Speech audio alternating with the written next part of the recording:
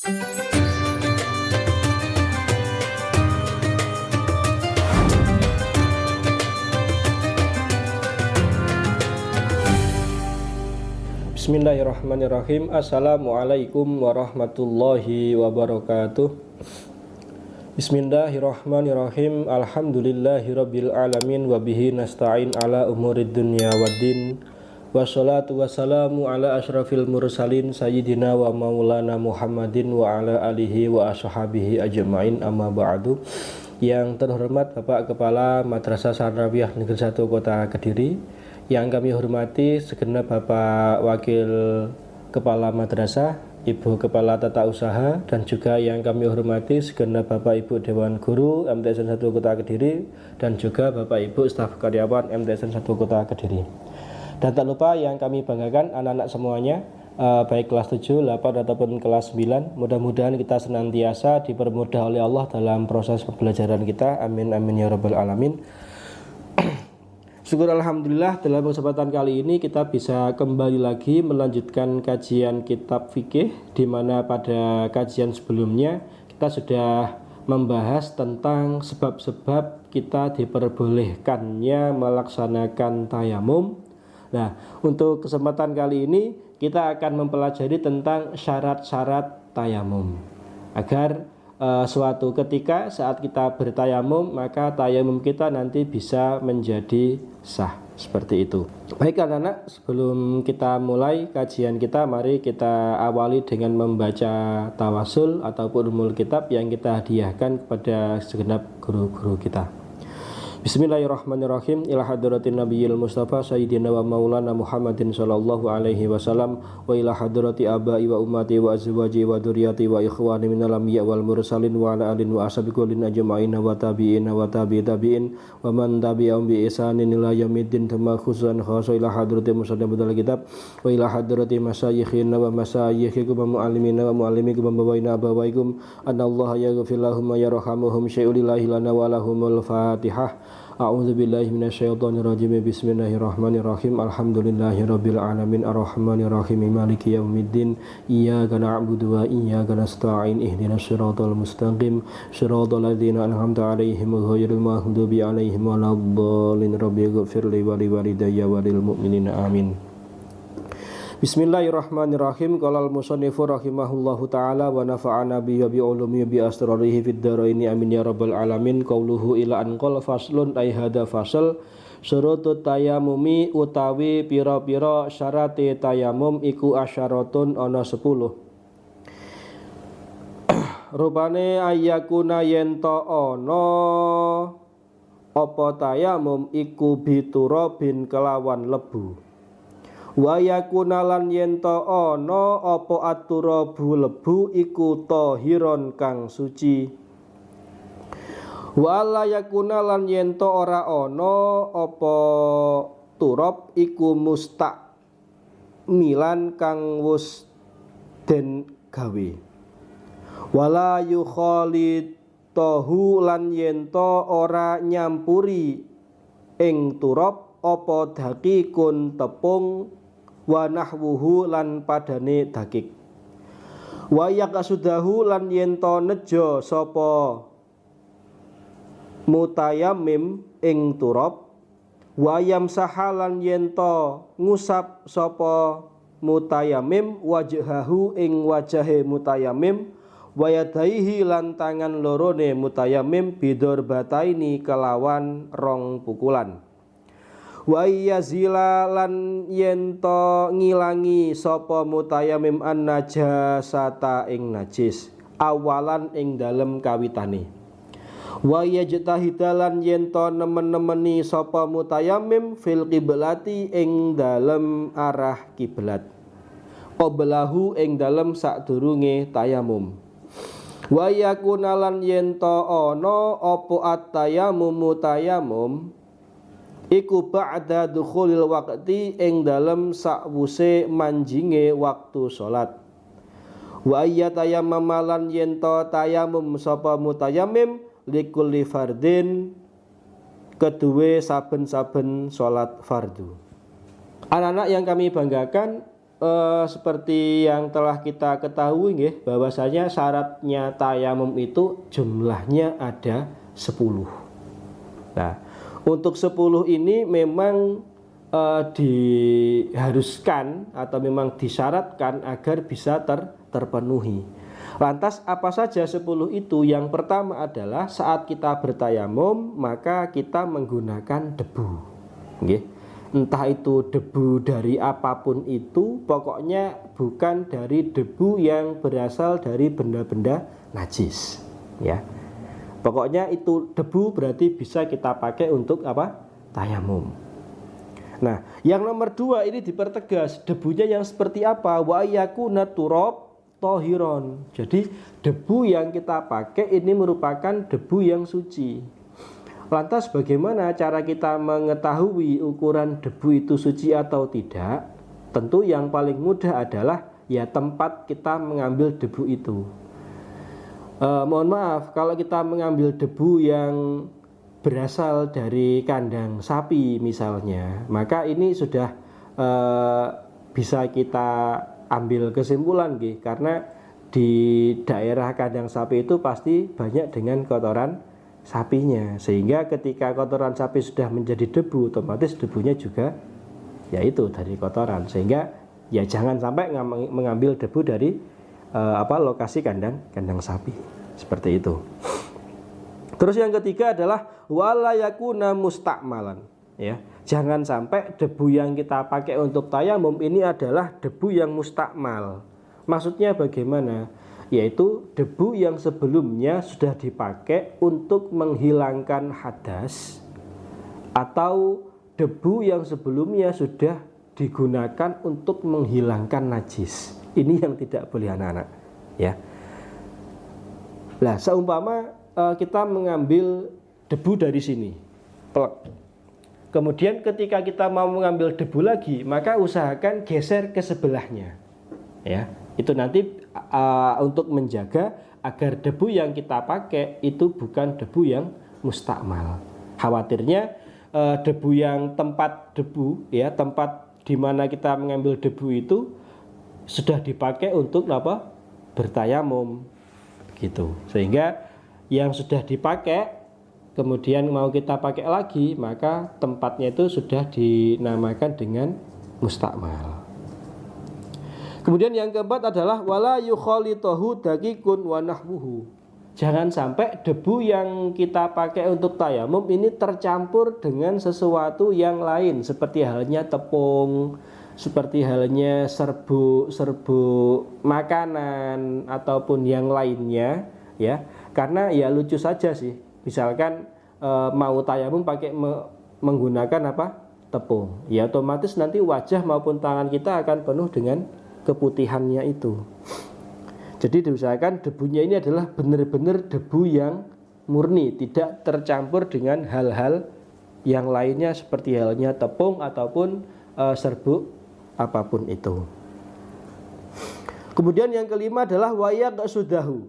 Ini mutayamim itu artinya adalah orang yang melakukan tayamum. Sama seperti halnya orang yang berwudu kita sebut dengan mutawadi, begitu ya. Ya.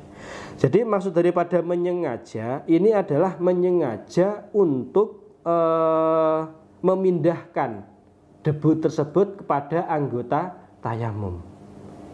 Atau misalkan ada orang yang sakit terus nggak bisa terkena air dan dia sudah nggak bisa ngapa-ngapain dan untuk sholatnya harus ditayamumi, maka ini pun juga harus ada izin dari orang yang mau ditayamumi itu sendiri. Misalkan ada A namanya, nama orang A ini sedang sakit, nggak bisa ngapa-ngapain. Kemudian keluarganya si B ini mengajak si A agar sholat. Maka si A ini ketika mau ditayamumi, maka si B harus minta izin dulu ke A. Nah kalau si A ini sudah menyetujui, baru berarti wa ayak kesudahunya ini baru masuk, sudah memenuhi apa? Persyaratan. Kalau orangnya sehat seperti kita, ya sudah, kita menyengaja bahwasanya memindahkan debu dari tempatnya kemudian kepada anggota kita yang kita pakai untuk tayamum. Selanjutnya yang nomor 6 adalah wa yamsaha wajhahu wa yadaihi bidorbataini. Ya. Usapan pada wajah dan juga kedua tangan ini dilakukan 2 kali. Ya. 2 kali itu artinya begini. Saya ambil contoh, saya mengambil debu dari sini. Plek, ya. Nah, kedua telapak tangan ini sudah mengandung debu. Nah, ini nanti kita pakai menjadi 2 bagian. Bagian yang pertama adalah pada bagian telapak tangannya jari. Bagian yang kedua ini adalah yang telapak tangan yang sebelah sini ini. Nah, ini namanya sudah bidorbata ini, ya, karena ada kanan dan ada yang kiri. Kemudian cara pengusapannya nanti adalah saat mengusapkan di wajah ini seperti ini anak-anak, ya. Plek seperti ini, ya. Jadi diusahakan kedua telapak tangan yang sudah mengandung debu ini ketika menyentuh wajah ini tidak bertabrakan, misalkan begini, ya. Ini nggak boleh. Jadi kedua telapak tangan yang mengandung debu ini sudah menutupi area wajah yang kita usap saat tayamum. Nah, untuk yang tangan ini yang saya katakan, karena telapak tangan nanti dibagi menjadi 2, ada kalanya yang telapak jari dan telapak epek-epek ini, maka penggunaannya seperti ini. Misalkan kita ambil debu dari sini, kemudian ini, ya, telapak tangan yang kiri ini kita usapkan dulu ke tangan sebelah luar atau punggung tangan sampai dengan siku. Nah, ketika sampai siku ini baru debu yang ada di telapak sini kita usapkan di tangan yang sebelah dalam. Seret sampai nanti kepada ujung jempol. Plek. Nah, seperti ini. Untuk yang kiri juga berlaku hal yang sama. Kita mulai dari telapak jari-jarinya dulu. Kita usapkan seperti ini, seret sampai dengan siku. Kemudian dari siku masuk ke punggung tangan. Nah, seperti ini. Oke. Dan di pasal pembahasan syarat tayamum ini memang tidak disebutkan mengusapnya harus 3 kali seperti halnya basuhan saat wudhu, tidak. Jadi cukup 1 kali sampun memenuhi persyaratannya. Seperti itu. Selanjutnya wa ayyazila an-najasatu awalan. Nah, ini yang meskipun posisinya pada nomor 7 anak-anak, ini seharusnya dilakukan pertama kali.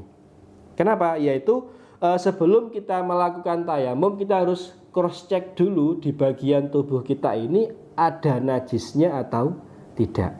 Kalau misalkan ditemukan ada najis, ya harus kita hilangkan terlebih dahulu. Misalnya ternyata di kaki kita itu ada kotoran ayam yang menempel, entah ayamnya siapa. Nah, maka karena tidak ada air, ya, untuk membersihkan najis tersebut ya secara ainiyahnya saja yang kita hilangkan. Ya. Dihilangkan dengan cara menggunakan batu atau kita menggunakan ilmu istinja itu, kemudian sampai tersisa hanya baunya saja. Kalau perlu ya dirasakan tidak apa-apa kalau tidak muntah. Kemudian yang nomor 8 adalah wa yajtahida fil qiblati qablahu. Nah, diusahakan pula setelah menghilangkan najis maka langkah berikutnya adalah mencari arah kiblat, ya, sebelum kita bertayamum. Tapi zaman sekarang kita sudah dimudahkan dengan adanya teknologi sehingga kita tidak perlu capek-capek mengkalibrasikan kiblat. Cukup lihat di gadget atau smartphone-nya masing-masing, nanti sudah tahu di mana kiblatnya. Nah, ini juga yang penting, wa yakuna tayamum ba'da dukhulil waqti. Jadi tayamum yang mau kita laksanakan itu harus dilakukan setelah masuknya waktu sholat. Kenapa? Karena memang tayamum itu adalah ibadah dalam rangka untuk meringankan kita karena tidak adanya air atau karena tidak boleh menggunakannya air, dan agar kita bisa melaksanakan sholat atau ibadah wajib, maka syarat ini menjadi hal yang awal sebelum dilakukannya bertayamum. Seperti itu. Lah seumpama kalian nggak ada air terus dalam keadaan sakit, ya kan, kemudian kok pengen membaca Al-Quran kemudian kok bertayamum, maka ini pun juga tidak disyaratkan adanya masuknya waktu sholat, ya. Karena yaitu tadi tujuan utama diperbolehkannya bersuci dengan debu ini adalah liibahati sholat, agar diperbolehkannya melaksanakan sholat itu sendiri. Jadi untuk ibadah yang lainnya itu agak dikesampingkan. Artinya dari sini tuh ada semacam grade atau ranking, ya, pemeringkatan ibadah. Yang jelas pertama ini adalah sholat wajib 5 waktu. Kemudian yang kedua ini seperti halnya sholat jenazah. Yang ketiga membaca Al-Quran atau membawa mushaf seperti itu, ya. Kemudian termasuk pula sholat-sholat yang hukumnya apa? Sunnah. Dan yang terakhir wa yatayammama likulli fardin. Nah, hendaknya setiap mau melaksanakan ibadah fardu ini bertayamum. Artinya satu tayamum, ya, ini hanya untuk melaksanakan satu sholat fardu saja. Tapi menurut beberapa penjelasan seperti halnya yang ada dalam kitab Kasifatu Saja, itu syarah daripada kitab ini Safiinatul Najah, kita diperbolehkan misalkan tayamum satu kali untuk melaksanakan sholat zuhur gitu, misalnya. Kemudian kok setelahnya melaksanakan sholat sunnah ba'diyah, ini masih sah, karena yang diperbolehkan itu adalah satu sholat fardu. Tambahannya sholat sunnahnya yang mengikuti sholat fardu itu boleh untuk dilakukan. Nah, berbeda ceritanya kalau kita tayamum hanya untuk pengen membaca Al-Quran, maka setelahnya itu kalau pengen melaksanakan sholat fardu ya harus bertayamum lagi. Karena grade-nya ibadah yang tadi saya katakan ini berbeda, ya. Sholat sunnah, membaca Al-Quran itu grade yang nomor 3. Yang nomor 2 adalah sholat jenazah. Yang pertama sholat fardu. Jadi kalau kita tayamumnya itu bukan liibahati sholat, tapi untuk bisa membaca atau membawa mushaf Al-Quran, maka ya sampai itu aja diperbolehkan, ya, hanya di grade yang ketiga saja, nggak bisa naik ke grade yang pertama. Seperti itu anak-anak untuk persyaratan tayamum. Insya Allah dalam 10 persyaratan ini sudah bisa kita akomodir saat kita mau melaksanakan tayamum itu. Mudah-mudahan ada berkah dan manfaatnya untuk kita, dan ketika ada pertanyaan silahkan nanti bisa disampaikan melalui kolom komentar atau menghubungi saya di madrasah. Seperti itu. Kita akhiri. Al-afu minkum, wassalamualaikum warahmatullahi wabarakatuh.